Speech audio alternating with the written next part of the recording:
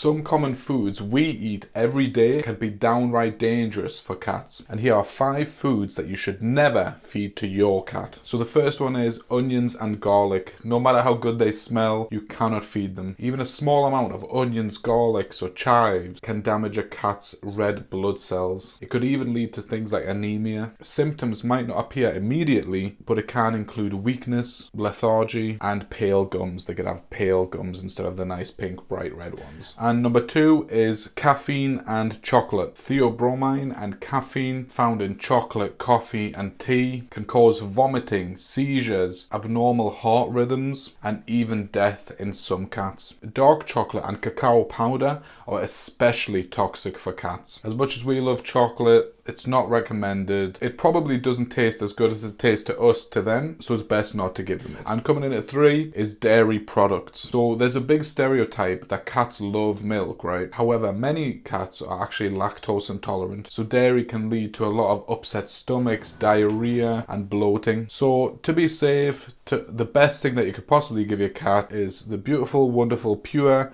water, and that should pretty much be their main source of hydration. And make sure that you clean it out every single day, because a lot of dust, a lot of hair can fall into the top of it and it's not very pleasant. And at number 4 we've got grapes and raisins, because even a tiny amount of grapes or raisins can lead to acute kidney failure in cats. So some of these symptoms would include vomiting, again being very slow, very lazy, lethargic and a loss of appetite. So if you do suspect that your cat ate a raisin or a little bit of a grape or anything like that, you should definitely get in touch with your local vet as soon as you can. And the last one we have here is raw meat, fish or eggs, because obviously a lot of raw food can carry harmful bacteria like salmonella or E. coli, which would obviously lead to serious illnesses. And also raw fish can cause a thiamine deficiency, which can lead to some neurological issues in cats as well. So make sure whatever you're feeding them and whatever you're preparing for them is cooked like it would be for you if you do have some sort of raw food service. And be very careful with raw meats, because a lot of people assume cats are built different, you know, they can eat a lot of like mice and things like that, but it's very different with domestic cats. Their stomachs, their bodies are built very differently. So there you go.